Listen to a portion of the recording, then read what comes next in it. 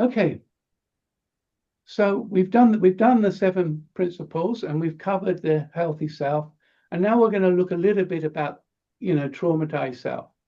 And you might say, well, how does marriage education deal with this topic? And it can only do some things, because some things are just too deep, but it tries to do something. Okay. So what is a subconscious trauma that comes out as a fallen nature? What is it? And you can get this definition: an unresolved emotional wound or distressing experience buried in the subconscious mind, influencing behavior and reactions without conscious awareness. In other words, we're in a marriage, and a partner does something, and we suddenly just explode, or it turns out wrong, or something comes up. And why? Because there's a buried wound or distressing experience buried in our subconscious.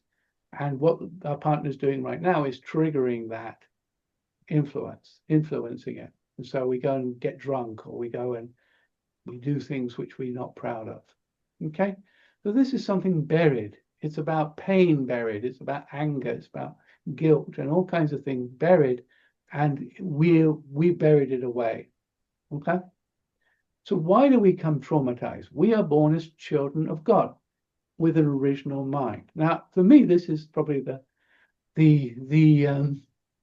am I say, the proof of God's existence. This is my strongest proof of God's existence. The fact is that we are born with an original mind. And we inherently believe that our parents will be perfect, and we will receive true love from them, and the world will be ideal. We were born with this intrinsic belief that this is the way the world should be. However, the world is not ideal. And so when the world impacts on us, we go, what is happening? What is happening? Now, sometimes we can process that. We're old enough, or we're clever enough to process that using the 5 textures of God's love. We can say, oh, that person was traumatized, or that person had a bad day, or that person, and that we can remove the emotion from that event and let it go and process it properly. However, sometimes things overwhelm us, and we're too young, and we don't have the experience or knowledge how to process it properly. And so what happens, we store it in our subconscious, waiting for a time when we're mature enough to resolve it. And marriage is the place where ideally we restore. So marriage, we come together, we can't hide our fallen natures, they come out. And the point is for us to be able to look at them and say, my gosh, there's something buried here, something which I have unresolved from my ancestors, from my culture, from my personal life, and I buried it. And maybe it's time I got it out and looked at its roots, and tried to release some of that pain and anger and process it properly this time, because I'm mature enough to do so. So marriage is about trying to also heal fallen natures. It's trying to heal traumas. And it's a major part, because if I'm just living by myself, I can hide my fallen natures all day long. It's okay, but in marriage, I'm going to get triggered. Okay? So we have to, so complex circumstances increase the probabilities of our original mind becoming traumatized. In other words, because it's complex, we don't have the processing power to process it in a meaningful way. And instead we store it, and we say, I'll have to deal with that later. The trouble is, we're saying store it later, is that it's powerful emotions, and we're frightened to go back, because then we have to relive that traumatizing event probably. And that's frightening for us. So most of us don't want to go there, don't want to look at it. But otherwise, if we don't, then we will negatively impact on it, negatively impacts on our life, and it shouldn't have that power. So what can cause traumas? And of course, like disasters like famines, and can cause people to find it difficult to manage. But violations of the natural order of the universe, God's violations of God's laws, you might say, can cause us to be traumatized. So losing the love of one of our or both of your biological parents can be often a traumatizing event for children. Rape, of course, growing up in poverty, killing someone in a war. Soldiers come back and they've got PTSD, post-traumatic stress disorders. Growing up with traumatized parents, and that's distressing. Living in fear, wars, for example, or not speaking out against politically created lies, can traumatize us ultimately. Things like this. And so hence there are collective, inherited, and personal traumas. So Bob and I, over the last 10 years or so since the children left home, have worked a lot on trying to understand the trapped emotional traumas in both our family systems. And as we did so, we could start to get a picture of like the traumatizing moments in my parents and my grandparents, and beyond, further back, and how that affects our behavior today. It gives us fears that we don't want, or anger that we don't appreciate, or a feeling of shame, or these kind of things are buried. And once you build a better picture, then it's easier for to relate with each other and understand each other. So here we have this healthy self, and on the other side, this what we call fallen self. You can label it the surviving self. What you had to do to survive that moment. Yeah. How do you cope with life now to survive because you didn't know how to deal with it? So underneath it all, there's a lot of emotion, a lot of painful emotions hidden away. So that you might, in my mind, I'm not an expert in this field, but this is how I perceive it. There's two kinds of surviving selves. There's the embodied surviving self. In other words, trapped emotions take over part of our personality. And it's kind of like, we're always worried about money. Or I find it hard to trust anybody. Yeah. These kind of things. It's just, whenever this area comes up, there's trauma there of some form, fear or frustration or something. And then there's a specific trapped sort of survival part. Trapped emotions cause me to react abnormally to a specific one event. Okay, so I become frigid during moments of intimacy, for example, or I overreact when my partner comes home from work by 10 minutes. I just blow it. I'm just terrified that they've been in it. By 10 minutes after they said they'll be home, 10 minutes later, I'm already believing they're dead, and I'm having to raise the children alone. And when they walk in the door, they just get my trauma, my fake false belief, my fear, and they say, "What happened? Just 10 minutes. I got stuck in the traffic." But it doesn't matter. You already have your trauma's already gone. Okay. So the embodied surviving self, we can express this in this kind of format, where instead of having a nurturing parent or a protective parent or an adult or an adapted child, team player child, or a free child, we manifest these other forms of childhood, adulthood, and parental heart. So we can be when we're as a child, we can be rebellious because we just don't trust life, or we hurt child. We just act depressed, and a compliant child who just says yes just because they don't want to put forward their own free child and believe that it's possible to do so. And they can later manifest again in undeveloped adult refusal to grow up, or overly rational adult where you don't feel much and you have no sensitivity to others' emotions. And you can take that into adulthood. You might say you become a doormat parent, which other people feel like they're free to abuse. and your partner feels free to abuse, and you don't know how to stop that from happening, or you become an overly critical parent. You use the overly critical parent instead of nurturing parent and protective parent and other healthy things to try and achieve your goals. You know? Or you become an overly controlling parent. You get violent and angry a lot, or and you just put fear into the family system. So we can have a picture of how this might work. Yeah. And specific traumas, they kind of like, this is kind of how I perceive it happening. There's my spouse's behavior, the words, the tone of voice, these kind of things that come to me. And the first thing it happens when this comes into me, it doesn't go straight to my perception. It goes to my subconscious, and it says, do these things resonate with some form of trauma buried in my subconscious? Do I have to be frightened of what's happening? Basically, you know. And if not, then I continue normally.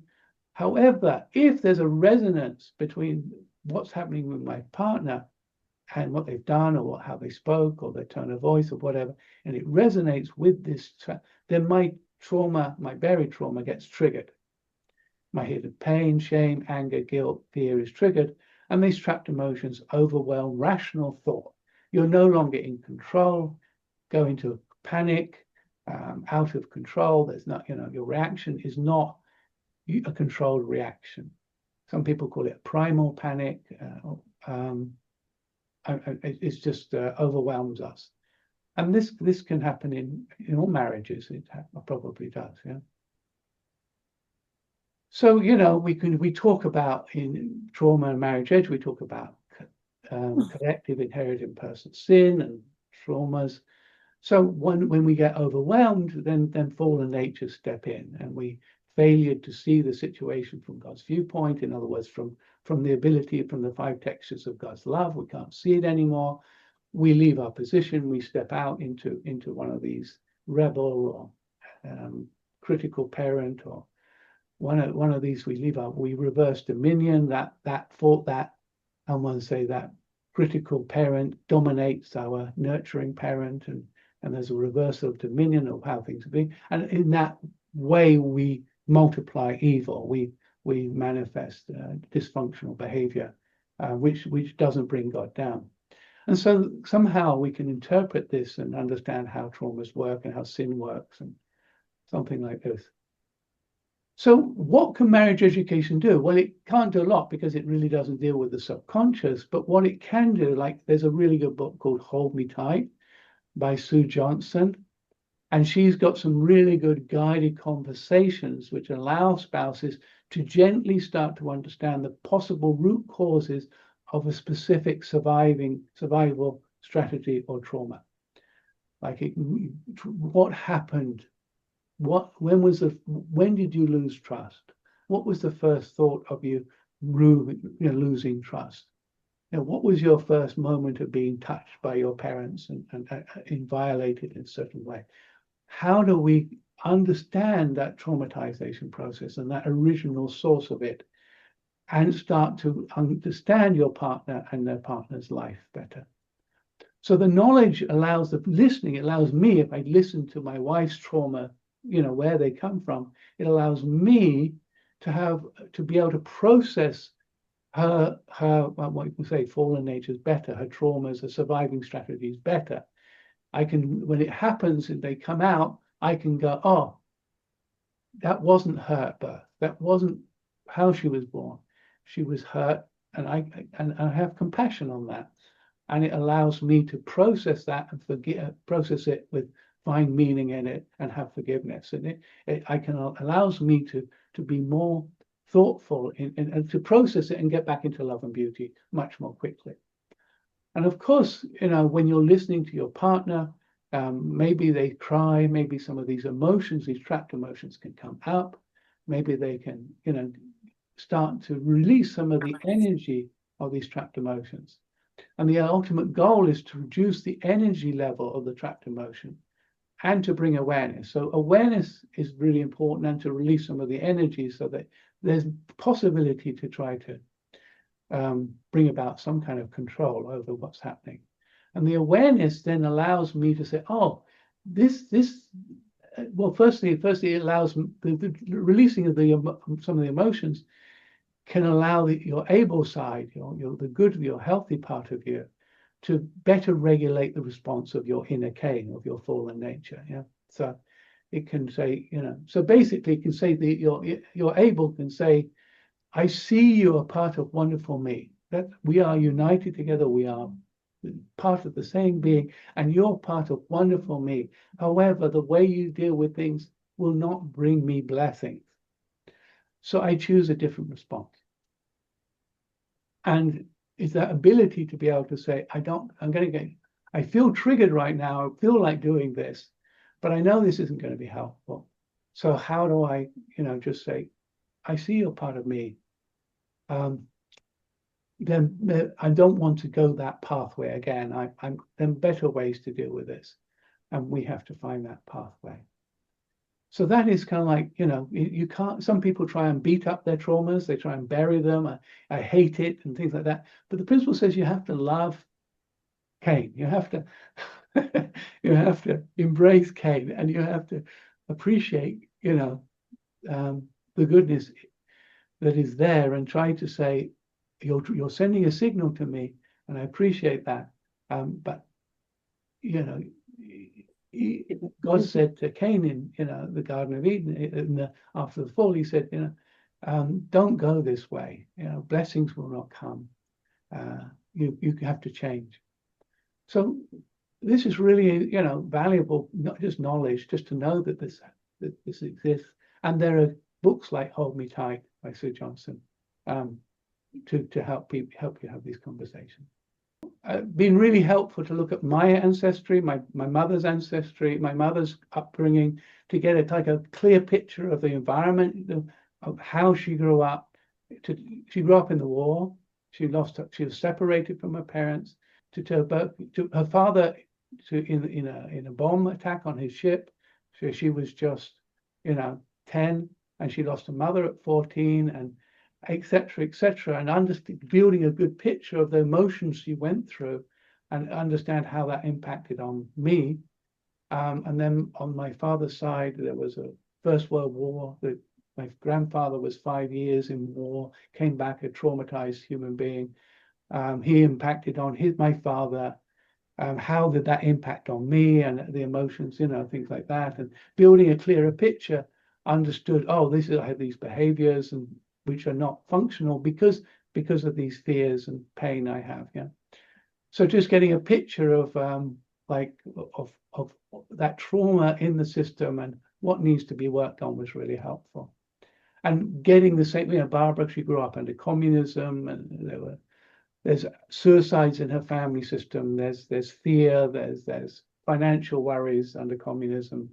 There's alcoholism. There's all kinds of stuff right present close to her life, and they come out. She doesn't drink, hopefully, and she doesn't commit suicide. And she says, that's okay, that's cool, but it doesn't stop the fact that there's stuff there, which I have to have empathy for. And it wasn't her fault, but it's just a messy history of humankind. Yeah. And that just understanding her situation has helped me to have much more compassion for her. See that? Mm-hmm. Yeah. Okay. So if you can see there's quite a lot of trauma in your family, I just go out, find a nice place in the coffee shop and some quiet place in nature, and see if you can just listen to each other. Just try to let go of some of this stuff and understand each other better. Thank you.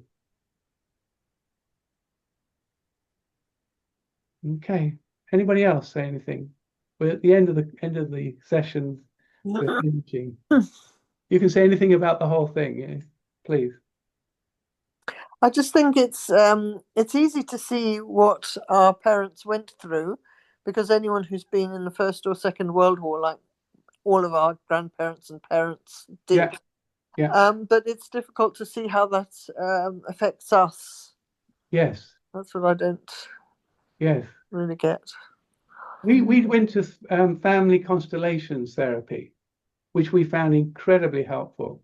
It was a group work, and it works by basically by working in the group, and you bring your subconscious mind into the group, and the group acts out your subconscious, and you can see how they act, how how you were traumatized.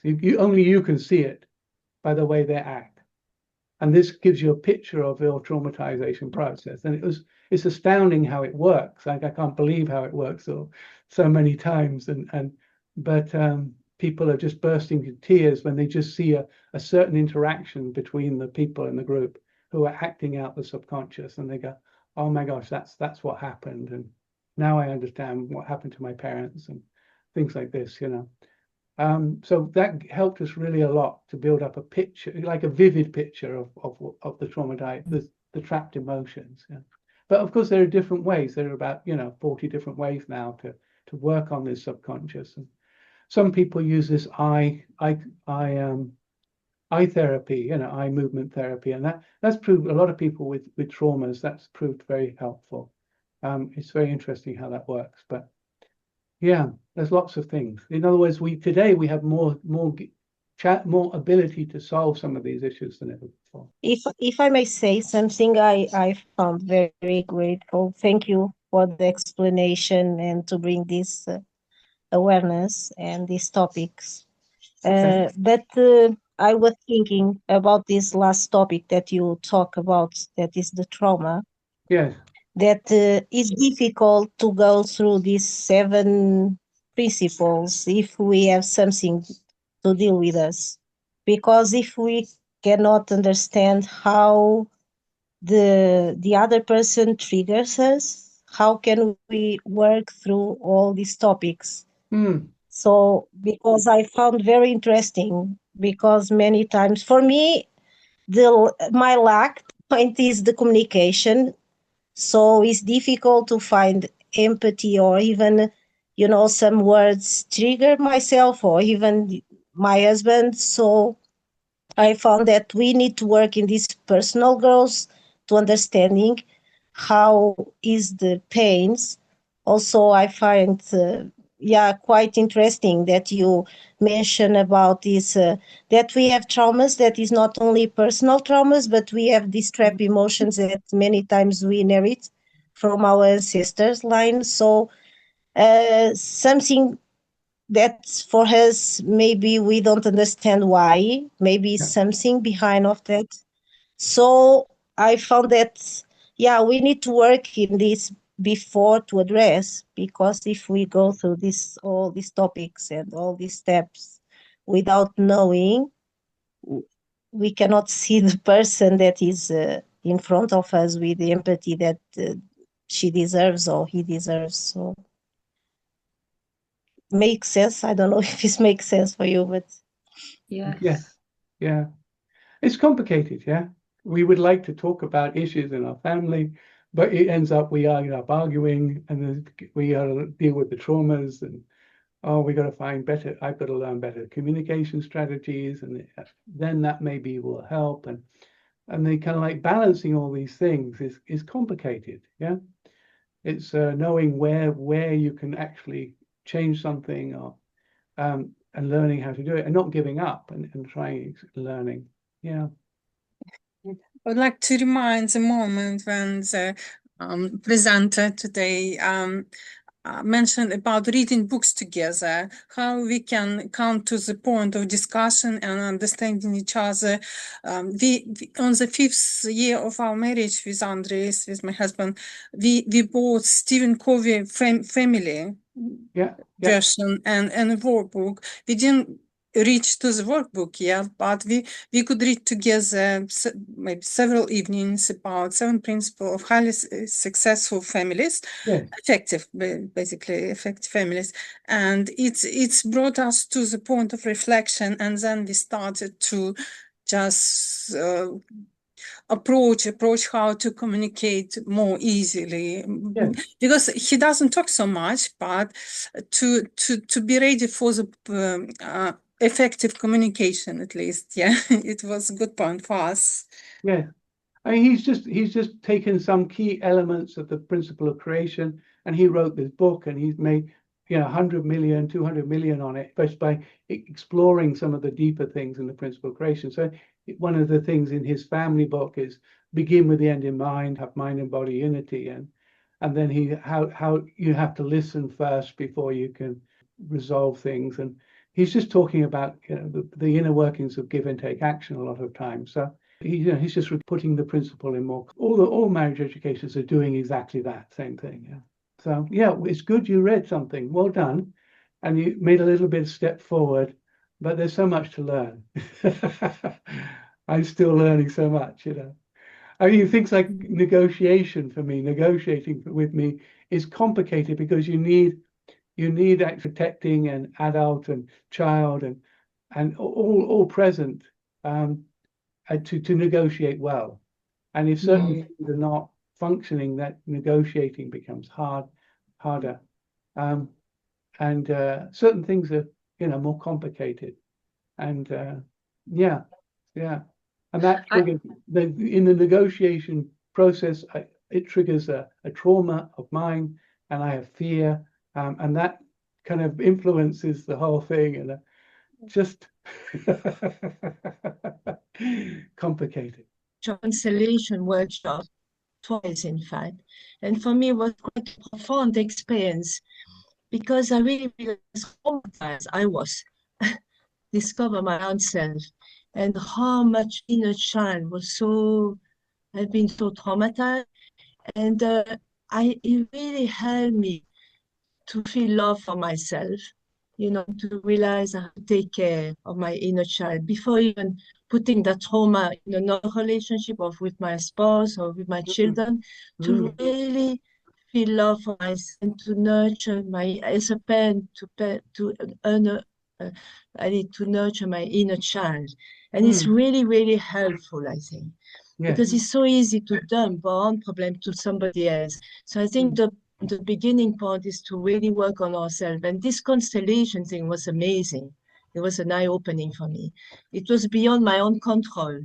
But I felt so much love and compassion for myself when I went through it. Yeah. Yeah. Well done. Yeah. Yeah. I was quite yeah. This I little could child. recommend it to anybody. Yeah. Yeah. This little child that should have been loved and hugged and embraced and warm and safe, and maybe wasn't. Yeah. Thank you. Anyway, I thank you. Maybe we finish now. We're over time. I really appreciate having some brothers and sisters, some sisters anyway, here today. And I hope we can put videos up and other people can watch and learn. But what I learned from this is, I learned through this process. It took me from 2006 to 2013, 7 years, to kind of understand what the principle of creation was saying. Yeah. How the principle of creation is so truthful, and how God, the nature of God, and how God manifests through principles of co-creation. It took 7 years of writing and reading and studying and everything else and reflecting. But I always came back when sometimes I didn't realize when I started a topic, I didn't realize how it was in the principle. I just went off and read and kind of synthesized what I read. And then when I understood the whole topic, I said, well, the principle says this is the basic principles upon which the universe is built. Therefore, it has to be there somewhere. It has to be there somewhere. And when I found it there, then everything became, oh, there it is. It's very clear. This is how it works. And I could justify it based upon all this other knowledge. Yeah. And I could say with clarity, oh, this is the way the universe best works. And our job as human beings is to try to get back into these channeling these things. And it's hard work. It's very hard work. But yeah, and I have a lot to learn still. As I said, I still have traumas, I still have weaknesses, I still have, I'm not good at planning sometimes, etc. Okay. But I want you to convey how truthful the principle is today. this is my heart. How beautiful the principle is. We have it, and let us build lovely marriages based upon this. Okay. So thank you, everybody. Really appreciate it. God bless you all.